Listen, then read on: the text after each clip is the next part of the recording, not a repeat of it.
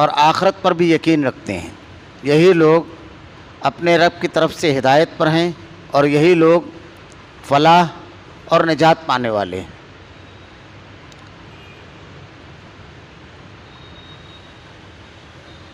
والذین یؤمنون بما انزل الیک وما انزل من قبلک، اور جو لوگ ایمان لاتے ہیں اس پر جو آپ کی طرف اتارا گیا اور جو آپ سے پہلے اتارا گیا۔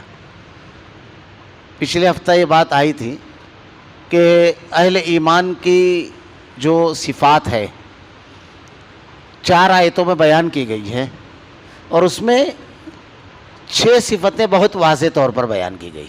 ایک تو یہ کہ وہ غیب پر ایمان رکھتے ہیں، دوسری چیز وہ نماز کو قائم کرنے والے ہیں، اور تیسری چیز وہ اللہ کے راستے میں خرچ کرنے والے ہیں، اور 3 چیزیں اس آیت میں بیان کی گئی ہیں۔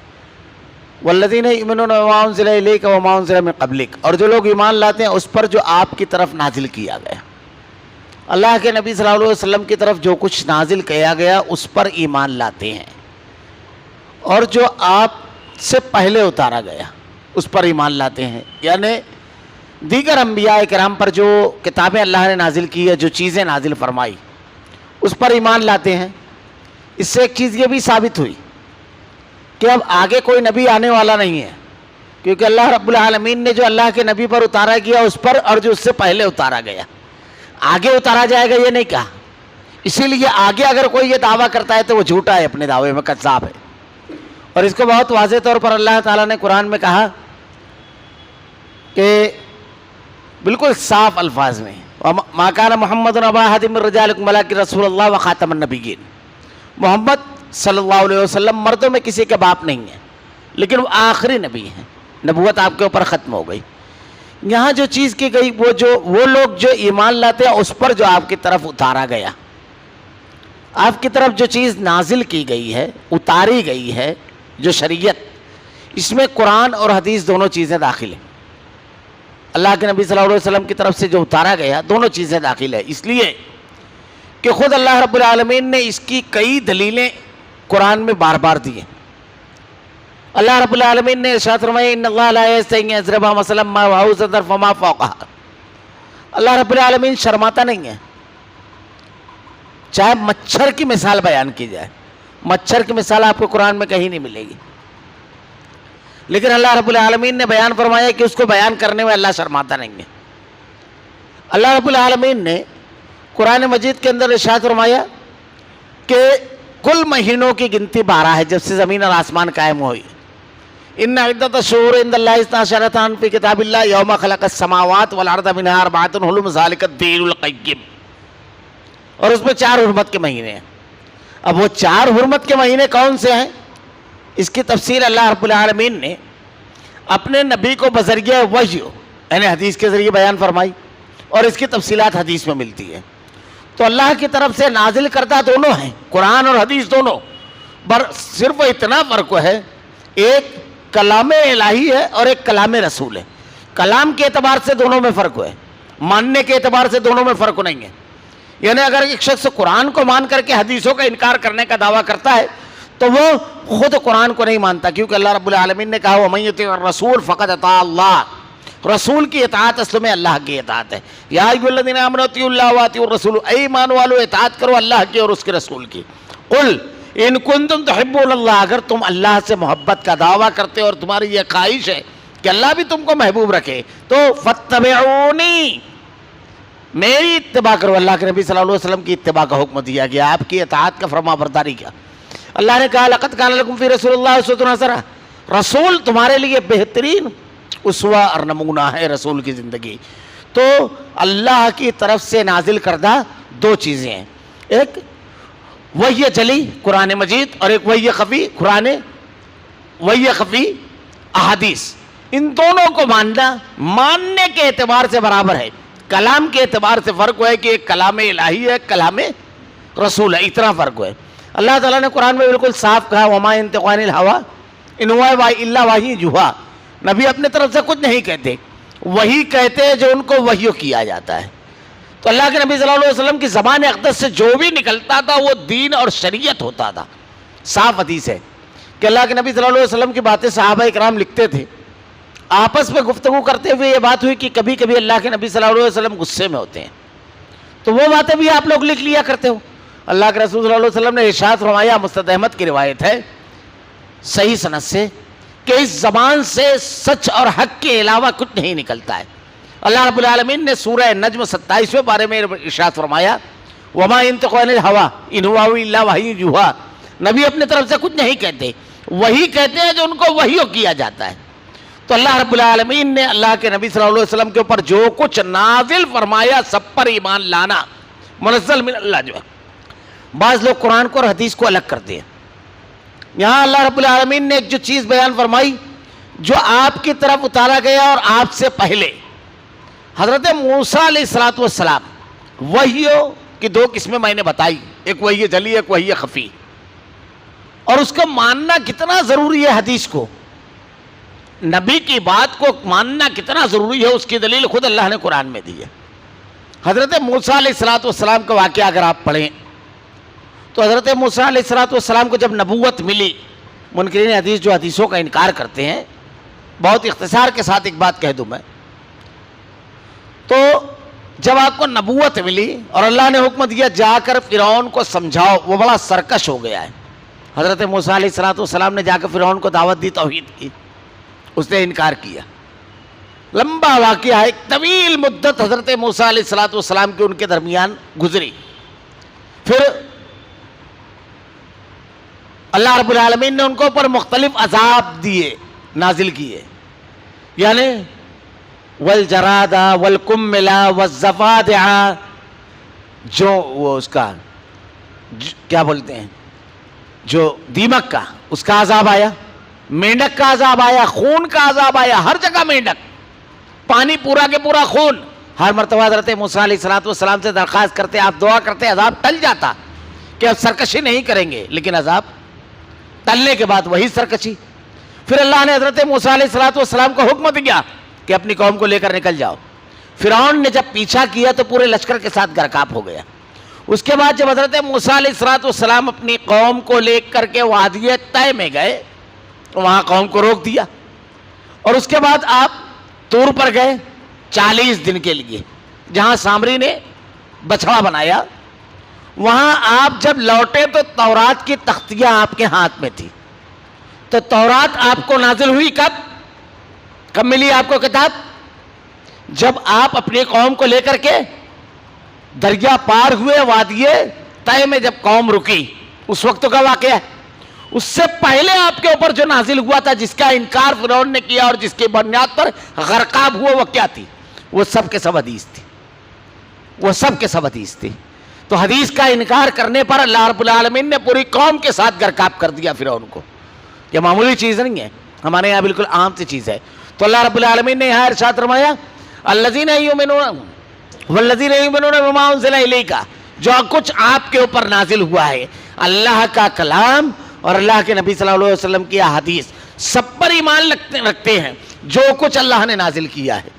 اللہ کے نبی صلی اللہ علیہ وسلم اپنی زندگی کی تشریح کرتے ہیں کہ آپ کا عمل کیا تھا، تو اللہ تعالیٰ آپ ارشاد فرماتے ہیں، قل انما انا بشر مثلکم یوحی الی، میں تمہاری طرح انسان ہوں، فرق یہ ہے میرے اوپر وحی نازل ہوتی ہے، ان اتبع الا ما یوحی الی، میں تو صرف وحیوں کی اتباع کرتا ہوں، یعنی جو کچھ اللہ نازل کرتا ہے صرف اسی کے اوپر عمل کرتا ہوں۔ آپ کی نماز، آپ کا روزہ، آپ کی وضو، آپ کا کھانا، آپ کا چلنا، آپ کا پھرنا، آپ کی بات چیت کرنا، آپ کا اصول تجارت، آپ کی تنہائی، آپ کی مجلس، آپ کا نکاح، آپ کی بیوی سے تعلقات، آپ کے لوگوں کے درمیان نزاعات میں فیصلے، آپ کی خارجہ اور داخلہ پالیسیاں، آپ کی قیادت اور حکومت، آپ کی لوگوں کی رہبری اور رہنمائی، ہر چیز میں اللہ کے نازل کردہ اصول، دستور اور قانون کی پاسداری آپ کرتے تھے۔ اللہ کے نبی صلی اللہ علیہ وسلم کے بارے میں حضرت عائشہ سے کسی نے پوچھا کہ آپ کا اخلاق کیا تھا، تو آپ نے ارشاد فرمایا، کیا تم نے قرآن نہیں پڑھا؟ چلتا پھرتا قرآن تھے محمد صلی اللہ علیہ وسلم۔ تو جو کچھ آپ پر نازل کیا گیا اسی کے مطابق آپ عمل کرتے ہیں۔ پوری زندگی آپ کی منزل من اللہ تعلیمات کے مطابق تھی، پوری کی پوری زندگی۔ اسی لیے ہر شخص کو پوری زندگی میں اسوار نمونہ محمد رسول اللہ صلی اللہ علیہ وسلم کی ذات کو بتایا گیا.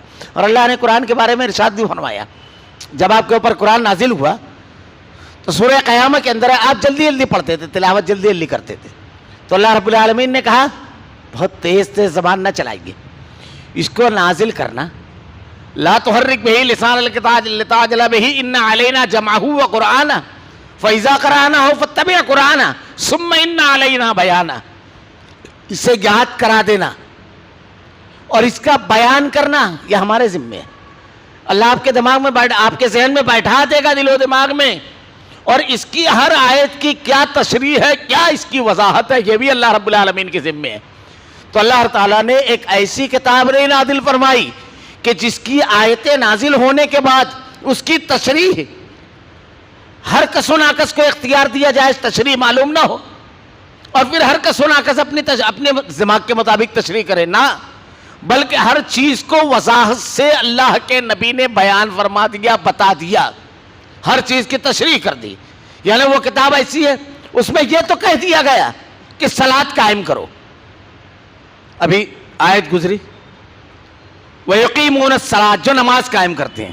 اب نماز میں کس سمت و چہرہ کر کے کھڑے ہونا ہے, اس سے پہلے وضو کرنا ہے, یہ بیان کر دیا گیا. لیکن اب یہ نہ ملے کہ ایک رکعت میں کتنا رکوع اور کتنا سجدہ کرنا ہے, یہ حدیث میں. ظہر کی کتنی رکعتیں پڑھنا ہے, عصر کی کتنی پڑھنا ہے, مغرب کی کتنی پڑھنا ہے, ایسے ابہام نہیں رہے گا.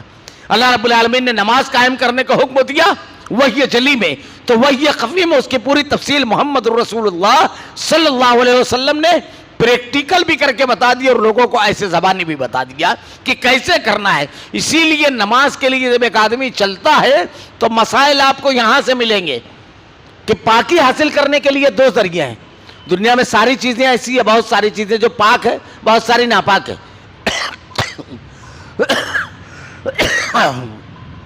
لیکن دو خوبیاں, کسی چیز کا طاہر ہونا, پاک ہونا, یہ ایک الگ چیز ہے, یہ ایک الگ چیز ہے, اور پاک کرنے والی ہونا یہ ایک الگ چیز ہے. دو چیزیں جو ہے مٹی اور پانی, اس میں اللہ نے یہ دو خوبی رکھی ہے کہ یہ طاہر اور مطہر دونوں ہیں, پاک بھی ہے اور پاک کرنے والی بھی ہے. اب پانی کے ذریعے ہم کو پاکی حاصل کرنا ہے, اگر وہ نہ ملے تو تیمم کر لو. پانی کیسا ہونا چاہیے, تین خامیاں پانی میں نہیں ہونا چاہیے. ایک تو یہ اس کا رنگ, اس کا ذائقہ اور اس کا بو, یہ تبدیل نہیں ہونا چاہیے. اگر اس کا رنگ بدل گیا, اس کا ذائقہ بدل گیا اور اس کی بو بدل گئی تو پانی پاک مطہر ہے, پاک کرنے والا نہیں ہے. پاک ہو سکتا ہے, جیسے شربت پاک ہے لیکن پاک کرنے والا نہیں ہے. لیکن سمندر کا جو پانی ہے اس کا ذائقہ بدلا ہوا ہے, بالکل کھٹا ہے. اللہ کے نبی نے اس کے لیے الگ سے حدیث میں وضاحت فرمائی, کیا کہ پانی سمندری مردار تمہارے لیے حلال اور سمندر کا پانی تمہارے لیے پاک ہے. تو وہ پانی پاک ہے, اس کے لیے الگ سے حدیث آ گئی. یہاں پر ایک جملہ صرف کہہ دوں, منکرین حدیث جو ہے, اب یہ بتائیے قرآن میں صرف کتنی چیزیں حرام قرار دی گئی ہے. حرمت علیکم المیتۃ والدم ولحم الخنزیر وما اہل بہ لغیر اللہ وما اہل بہ لغیر اللہ, دونوں چیزیں بیان کی گئی. اللہ نے حرام کیا حرمت علیکم المیتۃ, مردار, اب مچھلی کا کیا کریں گے, والدم, بہتا ہوا خون, دم مسفوح, ولحم الخنزیر, خنزیر کا گوشت, اور غیر اللہ کے اوپر جو چڑھایا جائے وہ. تو اب گدھے کا گوشت کا کیا کریں گے, یہ تو حدیث کے اندر کہ گدھا حرام ہے. اور پھر اللہ رب العالمین نے اپنے نبی کے ذریعے بتایا حرام اور حلال کا اصول بڑی آسانی کے ساتھ. وہ جاندار, زمین پر چلنے والا جاندار جو پھاڑ کھائے وہ حرام ہے, اور وہ پرندہ جو نوچ کھائے وہ حرام ہے, باقی حلال ہے. یعنی اصول ہے عبادات میں اس بات کی دلیل چاہیے. کوئی عبادت اس وقت تک جائز نہیں ہے جب تک حکم نہ ہو, کوئی عبادت. اب اس کی بھی دلیل ہے, اللہ کے نبی صلی اللہ علیہ وسلم نے ارشاد فرمایا من احدث فی امرنا ھذا ما لیس فیہ فہو رد. اس دین میں ہر وہ چیز جس پر ہمارا حکم موجود نہیں ہے وہ باطل اور مردود ہے.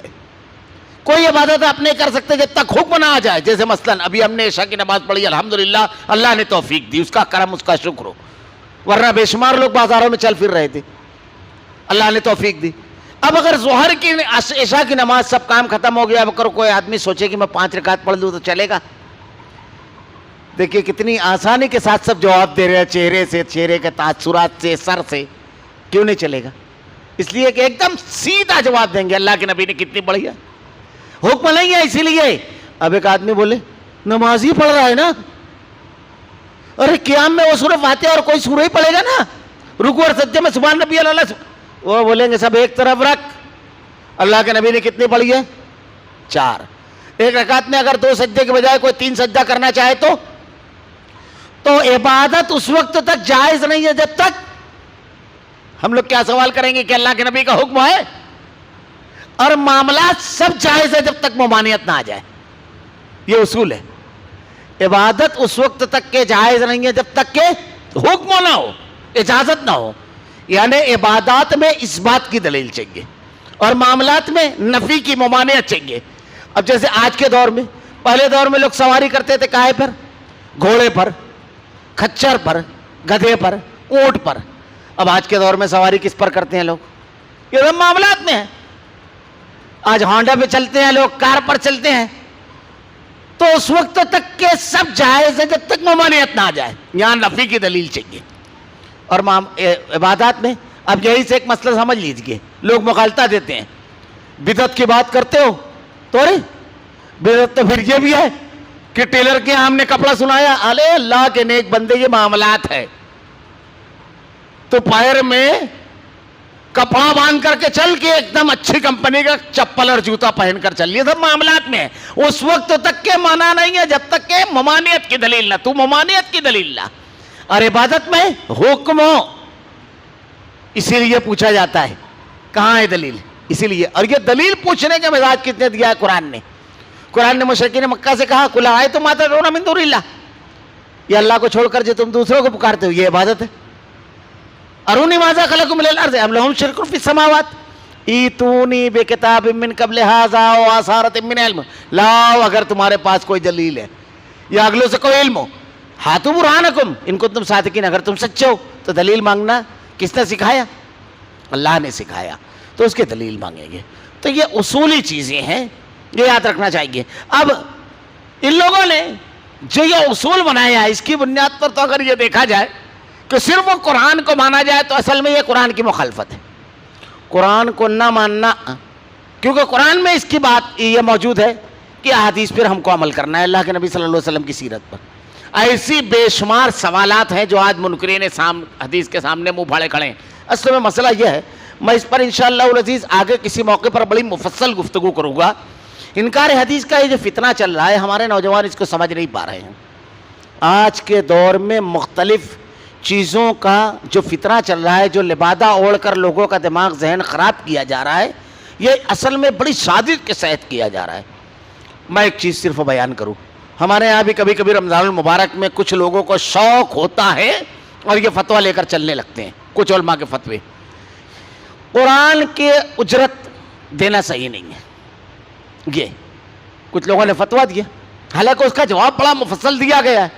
اب اس میں رمضان المبارک میں یہ مسئلہ اس وقت اٹھتا ہے جب حفاظ جو پورا مہینہ رات دن محنت کرتے ہیں، اور یہ مہینہ ایک حافظ سے پوچھئے کیسے گزرتا ہے اس کے اوپر، کہ جب وہ قرآن سناتا ہے تو تراویح کے بعد بس تھوڑی دیر اس کو بالکل اطمینان رہتا ہے، پھر دوسرے دن کی تراویح کا اس کو وہ ہو جاتا ہے. پھر تراویح سنائے گا تو بس گھنٹہ آدھا گھنٹے کا وہ. اب اس کے بعد ان حالات میں وہ کوئی کام کچھ نہیں، بس رات دن قرآن کی تلاوت. اب مہینہ بھر کرتا ہے تو کچھ لوگ خوشی سے اس کو کچھ تھوڑا بہت بطور تحفہ کچھ رقم دے دیتے ہیں، تو لوگوں کو اس پر اعتراض. اب یہ تحریک باقاعدہ چلتی ہے. تو میں ایک مرتبہ سفر میں سے لوٹ رہا تھا، تو اکولا کے میں واپسی میں اکولا میں مجھ کو کچھ لوگوں نے کہا کہ مولانا یہاں پر کچھ لوگ ایسے پیدا ہوئے ہیں جو یہ کہتے ہیں کہ قرآن کی تعلیم کا معاوضہ دینا درست نہیں ہے. کیوں؟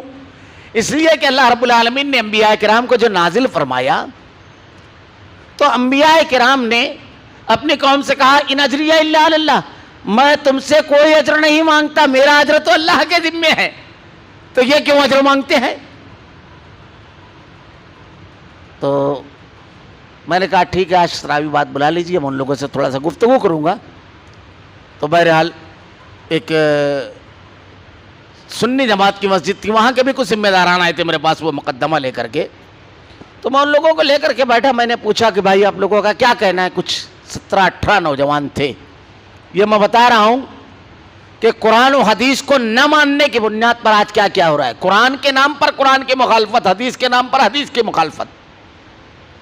تو اس وقت نوجوانوں نے جب بات کرنا شروع کی تو بڑے مدلل انداز میں جو ان لوگوں نے جو ان کو پڑھایا گیا تھا باتیں بیان کی، میں سنتا رہا۔ میں نے کہا بڑی زبردست دلیلیں دی آپ لوگوں نے، تو بالکل قرآن کا اجر، قرآن کا معاوضہ کوئی لے گا، بات تو بڑی دمدار ہے۔ اب دیکھیے کبھی کبھی ایک سمجھانے کا ایک طریقہ ہوتا ہے، آپ قرآن و حدیث پڑھیں گے تو حکمت الدعویٰ میں آپ کو سب ملے گا، یعنی کاغذ کا لباس پہن کر اگر کوئی زیادہ ضد کرے نا تو اس کے اوپر ایک بالٹی پانی ڈالا جاتا ہے، کیونکہ بارش میں بھیگنے کا شوق اچھا نہیں ہوتا ہے کاغذ کا لباس پہن کے، یہ طریقہ ہوتا ہے۔ تو میں نے ان لوگوں کو سمجھانے کی کوشش کی۔ دیکھو ایک چھوٹا سا واقعہ یاد آ گیا مجھ کو، ایک دریا میں ایک کشتی سفر کر رہی تھی، اس میں ایک بچہ بے قرار ہو رہا تھا، سارے لوگ چپ کرانے کی کوشش کی ہے لیکن چپ نہیں ہو رہا تھا۔ تو ایک شخص بیٹھا ہوا تھا، کہا اگر تم کہو تو میں ذرا دیر میں بچے کو چپ کرا دوں، اس کے والدین اگر اجازت دیں تو اس کے والدین نے کہا بالکل۔ 2-3 سال کا بچہ تھا، اس نے بچے کا گریبان پکڑا اور اس کو اٹھا کر کے دریا میں ڈبا دیا اور 1 منٹ کے اندر نکال کر کے والدین کے ہاتھ میں دے دیا۔ بچہ بالکل چپ، کوئی آواز نہیں۔ اس کے بعد سبھی حیران، والدین بھی۔ تو اس نے مسکرا کر کے کہا، اس سے پوچھا کہ بھائی یہ حکمت کیوں آپ نے استعمال کی اور کیوں ایسے بچہ چپ ہو گیا؟ بولے اصل میں بچہ یہ سمجھ رہا تھا کہ خطرہ کشتی میں ہے، میں نے اس کو دریا میں ڈبا کر کے بتایا کہ میاں خطرہ یہاں ہے، تو یہاں محفوظ ہے۔ اس نے رونا بند کر دیا۔ تو کبھی کبھی ایسے بھی سمجھانا پڑتا ہے کہ بھائی خطرہ کہاں ہے پہلے یہ سمجھ۔ تو میں نے وہی دوسرا طریقہ اختیار کیا، میں نے ان نوجوانوں سے پوچھا، انہوں نے جب دلیلیں لے دی تو میں نے وہاں جو دیگر نوجوان تھے ان لوگوں سے کہا کہ بھائی ان لوگوں کو آپ جانتے ہیں؟ بولے مولانا اچھی طرح۔ تو کہا ان کے گھروں کو پہچانتے ہو، جانتے ہو ان کے گھروں کو؟ کہا ہاں۔ تو جو بہت زیادہ ان لوگوں میں میر کارواں ٹائپ تھے 2-3، تو میں نے کہا ان کو؟ کہا ہاں۔ تو ان کے بچے وغیرہ ہیں؟ تو اس میں جو سب سے زیادہ بولنے والا تھا، بولے ہاں مجھ کو تو 4 بچے ہیں، کسی کو 3 تھے، اور مسلمان الحمدللہ عموماً 6 یا 7 بچے رہتے ہیں ایک فیملی میں عموماً، تو اندازہ تھا مجھ کو۔ تو جب انہوں نے کہا تو میں نے کہا آج سے آپ لوگوں کی ذمہ داری یہ ہے کہ ان کے بچے ایسے کسی حافظ کے پاس اگر مدرسہ پڑھنے جائیں جو مدرسہ پڑھانے کی پگار لیتا ہے تو ان کے بچوں کو ہاتھ پکڑ کر باہر کر دینا، ہم کو ایسے حافظ کے پاس پڑھوانا ہی نہیں ہے جو پیسہ لے دے۔ تو میرا حیرت سے منہ دیکھنے لگے۔ میں نے کہا آپ لوگوں کی ذمہ داری ہے، کیونکہ یہ مردان خدا جو ہیں، یہ مجاہدین اپنے گھر سے پریکٹیکل کریں گے، یہ ایسے حافظ کے پاس ان کے بچے نہیں پڑھیں گے جو پیسہ لیتا ہے۔ تو اس میں سے ایک کی آواز تھوڑی سی بدل گئی، بولے مولانا پھر ہمارے بچے پڑھیں گے کہاں؟ مولا وہ تمہارا مسئلہ ہے، ابھی تو ہم کو ایک دین کی خدمت کرنا ہے، ایک کام کرنا ہے، مولا تمہاری ذمہ داری کہ ان بچوں کو ہاتھ پکڑ کر مدرسے کے باہر کر دینا، ایسے مدرسے سے۔ تو اس میں ایک دوسرا بولتا ہے، بولے مولانا ایسے تو ہمارے بچے قرآن بھی نہیں پڑھ پائیں گے۔ مولا یہی تو آپ چاہتے ہو، یہی تو آپ تحریک چلا رہے ہو کہ پوری قوم کے بچے قرآن سے محروم ہو جائیں۔ اب آپ کو اگر میں پہلے کہتا کہ آپ یہودیوں کے دلالی کر رہے ہو تو آپ کو سمجھ میں نہیں آتا۔ میں نے نوجوانوں سے کہا ان بچوں کو قربان کر دو اور ان کے گھروں کو، لیکن معاشرے کو بچاؤ، چھوڑنا مت، اب ان کے بچوں کو جانے نہیں دینا کسی ایسے مدرسے میں۔ تو کچھ نے تو اسی مجلس میں معافی مانگ لی، لیکن اس کا ایک نقصان کیا ہوا کہ ایک مسجد کے ذمہ داران میرے پاس آ کر کے بتایا، بولے حافظ صاحب ہمارے یہاں ان کی تحریک کی بنیاد پر حافظ کو بیچ میں ہٹا دیا گیا، جس مسجد میں 7 صف تراویح میں لگتی تھی 1 صف بھی پوری نہیں ہو رہی ہے، کیونکہ رمضان المبارک میں قرآن پڑھنے اور سننے کا جو ذوق ہوتا ہے وہ ذوق ختم ہو لوگوں میں، حفظ نہ کریں۔ تو اس قسم کی تحریکیں مختلف اچھا خوبصورت لبادہ اڑ کر کے، تو یہ انکار حدیث کی بھی جو تحریک ہے یہ اصل میں یہودیوں کی ایک بڑی منظم سازش ہے، اور اس سازش کو کس طریقے سے وہ مسلمانوں کے درمیان ڈال رہے ہیں انشاءاللہ میں اس کو تفصیل سے بتاؤں گا۔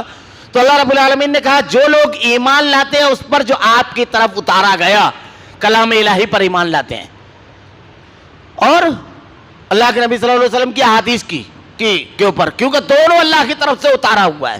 ایمان لانے کا مطلب ماننا، اور جو آپ سے پہلے اتارا گیا یعنی دیگر انبیاء کرام پر جو کتابیں اتاری گئی اس پر ہم ایمان لاتے ہیں، اگر چکو اس میں تحریف ہو گئی ہے، کافی تبدیلی ہو گئی ہے، لیکن اللہ رب العالمین نے جن انبیاء کرام کے اوپر کتابیں اتاری جس لئے مشہور کتابیں ہیں تورات، انجیل، زبور، اور اللہ نے کہا صحف ابراہیم و موسیٰ، حضرت ابراہیم علیہ السلام کے اوپر صحیفہ ہم نے نازل کیا جو آج دنیا میں کہیں نہیں پایا جاتا، لیکن ہم ایمان رکھتے ہیں کہ اللہ نے اتارا، لیکن اس میں جو تعلیمات ہیں اس میں تحریف کر دی گئی، یحرفون الکلمۃ عن مواضعہ، کلمات کو اس کی جگہ سے بدل دیتے تھے، یہ یہودیوں کی صفت بیان کی گئی ہے، اور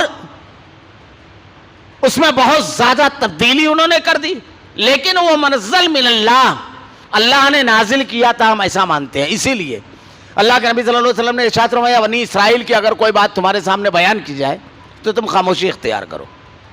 علامہ ابن تیمیہ رحمۃ اللہ علیہ نے ایک باریک سا کتابچہ لکھا ہے اصول تفسیر، بہت زبردست ہو، تفسیر کا اصول انہوں نے لکھا ہے اگر کوئی چیز ہمارے یہاں آئے اور اگلی اللہ کے نبی سے پہلے نازل ہونے والی کتابوں میں بھی ہے تو ہم اس کی تصدیق کریں گے، اور اگر کوئی چیز ہمارے یہاں ہے اور اس کے بالکل خلاف پچھلی کتابوں میں ہے تو ہم اس کی تکذیب کریں گے، اور کوئی چیز ہمارے یہاں نہیں ہے اور ان کے یہاں ہے تو ہم اس پر خاموشی اختیار کریں گے، سکوت اختیار کریں گے۔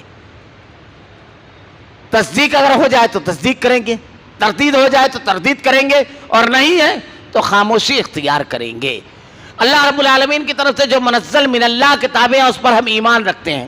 اب یہیں پر ایک فرق کو سمجھ لیجئے، ایک فرق یہ ہے ایک آدمی اگر اللہ کے نازل کردہ کتاب پر ایمان رکھتا ہے تو اس کے لیے ایمان بالکتب کا تقاضا یہ ہے کہ ایک کتاب پر نہیں، اللہ کی نازل کردہ ہر کتاب کے اوپر ایمان لائے۔ اگر کوئی شخص ہو یہودی جیسے اگر صرف وہ تورات پر ایمان رکھتے ہیں، انجیل اور قرآن کو نہیں مانتے ہیں تو ان کا ایمان درست نہیں ہے۔ اگر نصارہ عیسائی انجیل کو مانتے ہیں اور اس سے پہلے کی تمام کتب کو اور قرآن کا انکار کرتے ہیں تو یہ ایمان بالکتب نہیں ہے۔ اگر ایک شخص تمام کتابوں پر ایمان رکھتا ہے تو یہ ایمان بالکتب میں داخل ہے، لیکن اب پچھلی کتابوں کے اوپر عمل نہیں کیا جائے گا، اس کی بہت ساری دلیلیں ہیں۔ ایک تو یہ محفوظ نہیں ہے، دوسرا یہ کہ اللہ نے قرآن کو نازل فرما دیا، اور بڑی مشہور حدیث ہے مسند احمد کی کہ حضرت عمر رضی اللہ تعالیٰ عنہ ایک مرتبہ تورات کے کچھ اوراق اللہ کے نبی کے سامنے آ کر کے پڑھنے لگے، آپ کا چہرہ انور تبدیل ہو گیا۔ حضرت ابوبکر صدیق رضی اللہ تعالیٰ عنہ نے حضرت عمر فاروق رضی اللہ تعالیٰ عنہ کو روکا، آپ نے ارشاد فرمایا کہ عمر رضی اللہ تعالیٰ عنہ اگر آج موسیٰ بھی زندہ ہوتے تو ان کو میری پیروی کے سوا چارہ نہیں تھا۔ حضرت عمر رضی اللہ تعالیٰ عنہ نے جب یہ جملہ سنا تو آپ نے ارشاد فرمایا رضیت باللہ ربا، میں راضی ہوا اللہ کے رب ہونے پر، وبالاسلام دینا، اور جو شریعت جو اسلام اللہ تعالیٰ نے ہم کو آپ کے ذریعے دیا اس پر بالکل مطمئن، وبمحمد النبی، اور رضیت باللہ ربا وبالاسلام دینا وبمحمد النبی، اور آپ کے نبی برحق ہونے پر میں راضی ہو گیا۔ تو اس کو ماننا اس طرح ہے۔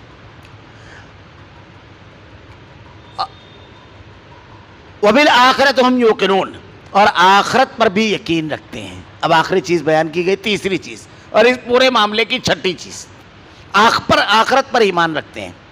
عقیدہ آخرت پر ایمان یہ بار بار بیان کیا گیا ہے، اس کے اثرات کتنے زبردست انسانی زندگی پر پڑتے ہیں جانتے ہیں؟ سب سے پہلی چیز یہ ماننا کہ مرنے کے بعد اٹھائے جائیں گے، ایک ایک باریک باریک عمل کا ہم کو جواب دینا ہے۔ عقیدہ آخرت، ہر کسی کو اللہ کے سامنے کھڑا ہونا ہے، ہر کسی کو اللہ کے سامنے جواب دہ ہونا ہے۔ یہ عقیدہ آخرت جب آدمی کے دل میں بیٹھ جاتا ہے تو اس کی دنیا بالکل بدل جاتی ہے۔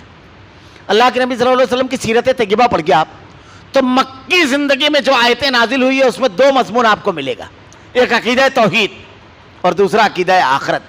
عقیدہ توحید سے آدمی کی بندگی درست ہوتی ہے، اور عقیدہ آخرت بندوں کے معاملات کو درست کرتا ہے۔ ایک آدمی کا اگر آخرت پر یقین ہے, اللہ کے سامنے جواب دہی کا احساس مضبوط ہے, تو اس کی کیفیت بالکل الگ ہو جاتی ہے. یعنی ایک آدمی جب کسی سے معاملہ کرتا ہے لین دین, تو سامنے وہ شخص نہیں ہوتا ہے, اس کو اللہ کو جواب دینا ہی ہے, اس کے سامنے ہوتا ہے. تو اپنے آپ کو ہر معاملے میں لوگوں کی عدالت میں اور لوگوں کے جناب میں کھڑا ہوا نہیں پاتا, اللہ کی عدالت میں کھڑا ہوا پاتا ہے. جب بندہ اللہ کی عدالت میں اپنے آپ کو ہر وقت کھڑا پائے گا, تو اللہ کے سامنے جواب دہی کا احساس اسے جرم اور گناہ سے روک دے گا. دوسری چیز, اب اس کو اور بھی آسانی سے سمجھئے, عقیدہ آخرت. میں اکثر ایک مثال دیا کرتا ہوں. پکڑے جانے کا خوف اور احساس آدمی کو بدل دیتا ہے. ابھی 3 لوگ موٹر سائیکل پر اگر یہاں سے گزر رہے ہو, آپ باہر نکل لیں اور ان کو صرف روک کر کے اتنا کہیے اگلے چوراہے پر سفید ڈریس والا کھڑا ہے, کیا ہوگا؟ ہوگا یہ کہ موٹر سائیکل سے یا تو ایک اتر جائے گا, اور یا تو ایسی گلی میں اس کی اسٹیئرنگ گھوم جائے گی, یعنی راستہ تبدیل ہو جائے گا. پکڑے جانے کا آپ نے یقین دلایا, سیٹ چھٹ گئی یا تو اسٹیئرنگ گھوم گئی. پکڑے جانے کا یقین اگر ہمارے دلوں میں بیٹھ جائے تو ہماری زندگی کی اسٹیئرنگ گھوم جائے, گناہوں کے راستے کا راہی نیکی کے راستے کا راہی بن جائے, ہم سیٹ چھوڑ دیں میں گناہوں کی ساری چیزیں. عقیدہ ہے آخرت. آخرت مالک یوم الدین, اللہ رب العالمین نے کہا, اللہ کے نبی صلی اللہ علیہ وسلم نے کہا, اے فاطمہ میری بیٹی, جو کچھ مانگنا ہے مانگ لے, روز محشر میں کسی کوئی کام نہیں آؤں گا, وہاں باپ بھائی بیٹا کوئی کام نہیں آئے گا. ولا تزر وازرۃ وزر اخری, کوئی کسی کا بوجھ اٹھانے والا نہیں ہے. بندہ اللہ کی رضا اور خوشنودی صرف یہ چاہے گا بس. اللہ تعالیٰ نے ارشاد فرمایا, پوری وادی بھر کے اگر سونا دینا چاہے آدمی تو وہ دے گا بھی, تو اس کو چھٹکارا نہیں ملے گا. آخرت, اللہ کے سامنے جواب دہی کا احساس. آخرت کا تصور آدمی کے دل میں مضبوط اگر ہوتا ہے تو دنیا قربان کر دیتا ہے. میں ایک بات اور کہتا ہوں, ایک مثال اکثر دیتا ہوں. آخرت کا تصور آدمی کے شعور کو بالغ کرتا ہے, اور جس آدمی کا آخرت کا تصور کمزور ہو وہ نابالغ بچہ ہوتا ہے, معصوم. کیسے؟ کہ دنیا کی لذتیں, ہم صحابہ کرام کے واقعات پڑھتے ہیں, ان کے بھی رشتوں و پیوند تھے, ان کے بھی تعلقات تھے, ان کی بھی خواہشیں تھی, سب تھی, لیکن سب کچھ قربان کیا کرتے تھے. ان کا شعور سب سے زیادہ بالغ تھا. کیا فرق ہوتا ہے؟ دیکھو, ایک آدمی ہے اور ایک بچہ ہے. ایک بچے کے سامنے آپ 3 سال 4 سال کے بچے کے سامنے 100 گرام برفی کا ٹکڑا اور ایک 50 لاکھ کا چیک رکھیے, بچہ کیا اٹھائے گا؟ برفی کا ٹکڑا اٹھائے گا, کیونکہ اس کو چیک کی قیمت نہیں معلوم ہے. لیکن ایک آدمی ایک دن کا بھوکا ہے اور اس کے سامنے آپ 100 گرام برفی اور 50 لاکھ کا چیک رکھیے, وہ کیا اٹھائے گا؟ وہ برفی کا تو اچھا, وہ سنیچر کی رات رہنا چاہیے, اگلا دن سنڈے, بینک کو بھی نہیں کھلا رہے گا, تب کیا اٹھائے گا؟ وہ برفی کا ٹکڑا اٹھائے گا. وہ چیک کی بھی لذت سے آشنا ہے اور برفی کے ٹکڑے, چیک کی بھی قیمت سے آشنا ہے اور برفی کے ٹکڑے کی لذت سے بھی. تھوڑی دیر کی قربانی دے دے گا, لیکن اس کے بعد جب چیک کیش کرائے گا تو 50 برفی کی دکانیں ایسی خرید لے گا. لیکن وہ جو چھوٹا بچہ ہے اس کو کیا معلوم کاغذ کے ٹکڑے کی قیمت کیا ہے؟ وہ تو صرف برفی جانتا ہے. ایسے ہی دنیا میں کافر جو ہے وہ دنیا کی لذت صرف جانتا ہے, اس کو کیا معلوم اللہ کی جنت کتنی قیمتی ہے. متاع دنیا قلیل, ساری چیزیں دنیا کی جتنی نعمتیں قلیل ہے. اللہ کے نبی نے کہا, جنتی عورت جنت میں سجنے کے لیے جو لکڑی استعمال کرے گی وہ اس دنیا و ما فیہا سے قیمتی ہے. اللہ کے نبی صلی اللہ علیہ وسلم نے ارشاد فرمایا, جنت کیا ہے, کس نعمت کا نام ہے رب العالمین کی جنت کا؟ اللہ کے نبی نے کہا, نہ کسی آنکھ نے دیکھا, نہ کسی دل میں سنا, نہ کسی کان نے سنا, نہ کسی دل پر اس کا کھٹکا گزرا. کیا ہے جنت؟ قیامت کے روز اللہ رب العالمین ایک آدمی کو لائے گا, اللہ کے جناب میں لایا جائے گا. وہ پیدا ہوا ہوگا جب سے, غربت, افلاس, مصیبت, پریشانی, محرومی, بیماری, سب چیز اس کی زندگی دکھ سے بھری ہوگی, کبھی سکھ نہیں ملا ہوگا. اس کو فرشتوں کو حکم دے گا رب العالمین کہ اس کو جنت میں صرف وہ ڈال کر کے نکال لو. جب اس کو ڈال کر کے نکالا جائے گا تو اللہ اس سے سوال کرے گا, فرشتے پوچھیں گے کہ بھائی دکھ, تکلیف, پریشانی, رنج و غم کبھی دیکھا؟ تو وہ کہے گا یہ کس کا نام ہے, میرا تو کبھی اس سے گزر بھی نہیں ہوا. میں نے تو اس کو دیکھا بھی نہیں کبھی. اس جنت وہ ہے اللہ کی, اس کا نام ہے جنت. تو عقیدہ آخرت, قیامت کی کامیابی کتنی بڑی کامیابی ہے. 60 سالہ 70 سالہ 80 سالہ زندگی کو ہمیشہ کی زندگی پر قربان کر دیتا ہے. تو بالآخرہ, آخرت پر ایمان رکھنے والے جو ہوتے ہیں ان کا شعور بالغ ہوتا ہے, وہ گناہ سے بچنے والے ہوتے ہیں, اللہ کی عظمت ان کے دل میں پختہ ہوتی ہے. اللہ کے نبی صلی اللہ علیہ وسلم نے جو بیان فرمایا احادیث میں, اللہ تعالیٰ نے قرآن میں جو بار بار بیان فرمایا, جو لوگ آخرت پر ایمان رکھتے ہیں.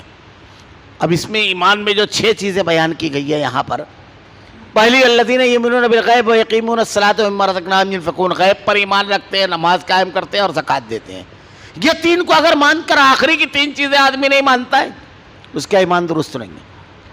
آخر کی 3 چیزیں مانتا ہے, اس کو نہیں مانتا پہلے کی, یہ بھی سب کو ماننا. الذین یؤمنون بالغیب, اللہ کی کتاب پر ایمان لائے. تو اب جتنی چیزیں اللہ کی کتاب میں بیان کی گئی ہے سب پر ایمان لانا یہ ایمان ہے. اب اگر اس کا یہ ایسا عقیدہ کسی کا رہا تو اللہ رب العالمین نے قرآن مجید کے اندر جب کوئی مضمون بیان کیا گیا ہے, کوئی آیت آتی ہے, تو اس کے جو اختتام ہوتا ہے بڑے پیارے انداز میں, سینہ بالکل کھل جاتا ہے. یہ کلام الہی ہے. اللہ نے کہا اولئک علی ھدی من ربہم, یہی لوگ اپنی طرف اللہ کے اپنے رب کی طرف سے ہدایت یافتہ ہیں. صداقت, سچائی اور ہدایت کا سرٹیفکیٹ اللہ دے رہا ہے. اللہ کے نبی صلی اللہ علیہ وسلم نے بڑے پیارے انداز میں سمجھایا ہے. میں آج کھل کر بتا دوں تم کو, اللہ کے نبی نے صحابہ سے کہا کھول کر بتا دوں کون ہے جنتی. تب اللہ کے نبی صلی اللہ علیہ وسلم نے آیتیں تلاوت کی. کون؟ الذین یؤمنون بالغیب ویقیمون الصلاۃ ومما رزقناہم ینفقون والذین یؤمنون بما انزل الیک وما انزل من قبلک وبالآخرۃ ھم یوقنون. یہ لوگ ہیں جنتی. کئی مقامات پر اس کی وضاحت قرآن و حدیث میں کی گئی ہے, کئی مقامات میں. تو اللہ تعالیٰ نے کہا یہی لوگ ہیں اپنے رب کی طرف سے ہدایت یافتہ. ہدایت اللہ کی طرف سے ملتی ہے. ہدایت علم کی بنیاد پر نہیں, نسب کی بنیاد پر نہیں, ذہانت کی بنیاد پر نہیں, روپیہ اور دولت کی بنیاد پر نہیں ہے, بلکہ اللہ رب العالمین کی طرف سے. اور یہ بہت قیمتی چیز ہے. اور اس سے روکنے کے لیے ایک دشمن ہے جو چاروں طرف ہمارے بیٹھا ہے. دکان کھولنے گئے صبح صبح, دماغ میں ڈال دیا جتنا پیسہ تو بھرنا ہے تو اس میں کیسے بھی نکالو اس کو. لیکن اگر ہدایت رہی اللہ کی, توکل اللہ کے اوپر رہا, تو کیا ہوگا معلوم ہے؟ ابھی میں نے آج ایک واقعہ پڑھا, شیخ علی طنطاوی وہ واقعہ بیان کرتے ہیں. وہ رزاق کیسا رزق دینے والا ہے. دیکھیے ہر جگہ ایمان کام کرتا ہے, ہر جگہ عقیدہ ہر جگہ بولتا ہے. ایک آدمی تجارت کرتا ہے تو اس کا عقیدہ بولتا ہے, گفتگو کرتا ہے تو عقیدہ بولتا ہے, چلتا ہے تو عقیدہ بولتا ہے, رشتے ناطے کرتا ہے تو عقیدہ بولتا ہے. اللہ پر اس کا کیسا توکل, کیسا اللہ رب العالمین کے اوپر ایمان یقین ہے. وہ مصر کے ایک سفیر کا واقعہ بیان کرتے ہیں کہ بولے مجھ کو اچانک آرڈر آیا کہ آپ کو روس جانا ہے.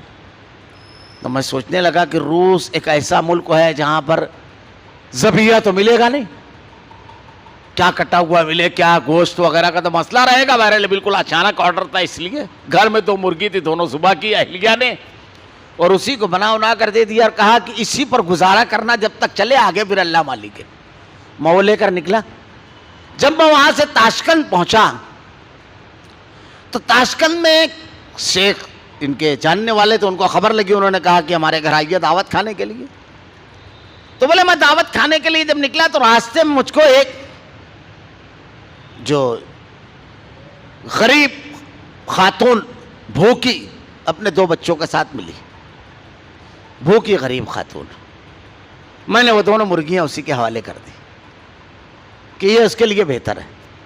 اس کے بعد شیخ کے یہاں گیا, کھانا کھایا, اور سرکار کی طرف سے تار آیا, فوراً آرڈر آیا, آپ کو اب نہیں جانا ہے روس, آپ پہلی فلائٹ سے واپس آئیے. وہ جو معاملے کے لیے آپ کو بھیجا جا رہا تھا وہ ہو گیا. تو وہ کہتے ہیں میں نے اس سفر سے یہ اندازہ لگایا کہ میرے گھر میں وہ جو 2 مرغیاں تھیں اس رزاق نے اس بھوکی عورت اور اس کے بچوں کے لیے پلوایا تھا. تو یہ سفر میں نے اسی کے لیے کیا تھا. وہاں پہنچا اور ان کے حوالے کیا اور واپس اللہ نے اگر ہمارے حصے میں کچھ لکھا ہے، ہم لوگ جملہ کہتے ہیں نا، ماتھے کا لکھا مٹا سکتا ہے آدمی، مقدر کا نہیں، لیکن جب یہ ایمان رہتا ہے نا تو حرام کی طرف آدمی نہیں جاتا ہے۔ وہ رزاق اگر لکھا ہے تو کوئی روک نہیں سکتا، اور اگر نہیں لکھا ہے تو کوئی دے نہیں سکتا۔ جب یہ عقیدے میں داخل ہے یہ چیز، تو اب چاہے حرام طریقے سے حاصل کرے آدمی، چاہے حلال طریقے سے، عزت، شہرت، مال، نمو، صحت، طاقت، سب بس اسی کو حاصل کرنے کا ذریعہ ایک ہے صراط مستقیم، رحمان کا راستہ، اور ایک ہے ضلالت اور گمراہی، شیطان کا راستہ۔ آدمی کسی بھی راستے پر چلا جاتا ہے۔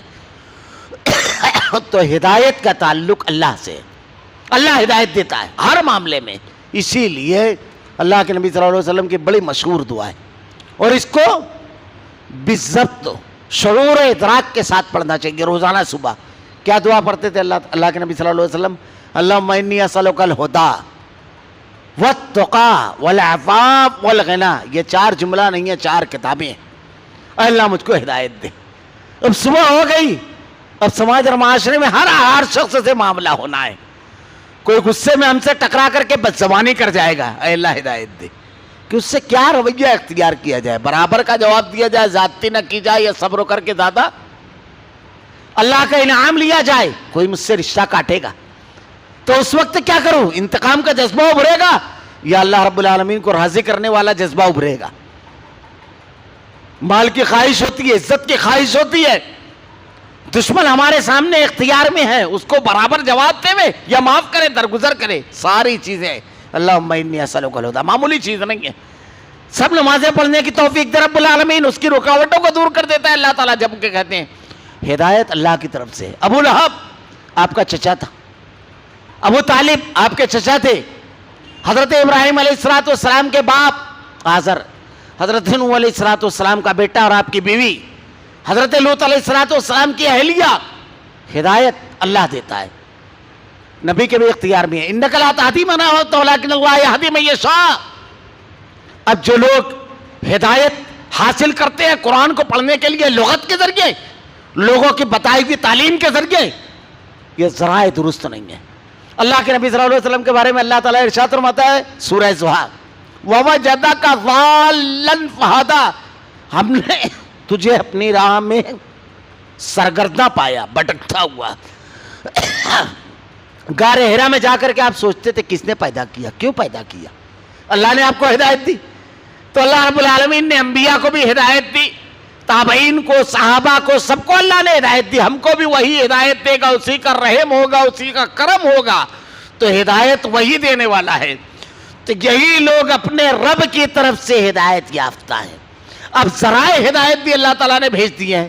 ذرائع ہدایت ہمارے جسم میں بھی ہے اور کتاب کی شکل میں ہے، نبی کی تعلیمات کی شکل میں۔ ان ذریعوں سے، ان ذریعوں پر کوشش کرنا اور اللہ سے دعا مانگنا، یہ چیزیں ضروری ہے۔ یہی لوگ اپنے رب کی طرف سے ہدایت پر ہیں، اور یہی لوگ فلاح اور نجات والے ہیں۔ اب آدمی دعویٰ نہ کرے کہ میں نجات پا گیا، میں فلاح پا گیا، میں صراط مستقیم پر آ گیا، نہ، اللہ تعالیٰ نے بتا دیا یہ ضابطہ، اس کے اوپر جو لوگ عمل کریں گے وہ ہدایت کی یافتہ ہے، وہ صراط مستقیم پر ہیں۔ اللہ رب العالمین سے دعا ہے کہ رب العالمین ہدایت یافتہ لوگوں کا جو تو نے ضابطہ بتایا ہے رب العالمین اس پر عمل کرنے کی توفیق دے۔ اللہ تو ہی ہدایت دینے والا ہے رب العالمین، تو ہی صراط مستقیم پر چلنے کی توفیق دینے والا ہے۔ اللہ تو ہی شیطان کی گمراہی سے اور اس کے فطروں سے بچانے والا ہے رب العالمین۔ الہ العالمین ہماری حفاظت فرما، ہم بڑے کمزور بندے ہیں رب العالمین۔ اللہ نیکیوں سے محبت پیدا فرما، گناہوں سے نفرت پیدا فرما۔ الہ العالمین تیرے کلام کی آیتیں اور تیرے نبی کی احادیث کو ہمارا کردار و عمل بنا دے، ہمارا خاتمہ ایمان پر فرما۔ ربنا لا تزغ قلوبنا بعد إذ هديتنا وهب لنا من لدنك رحمة إنك أنت الوهاب۔ سبحانك اللهم وبحمدك أشهد أن لا إله إلا أنت أستغفرك وأتوب إليك۔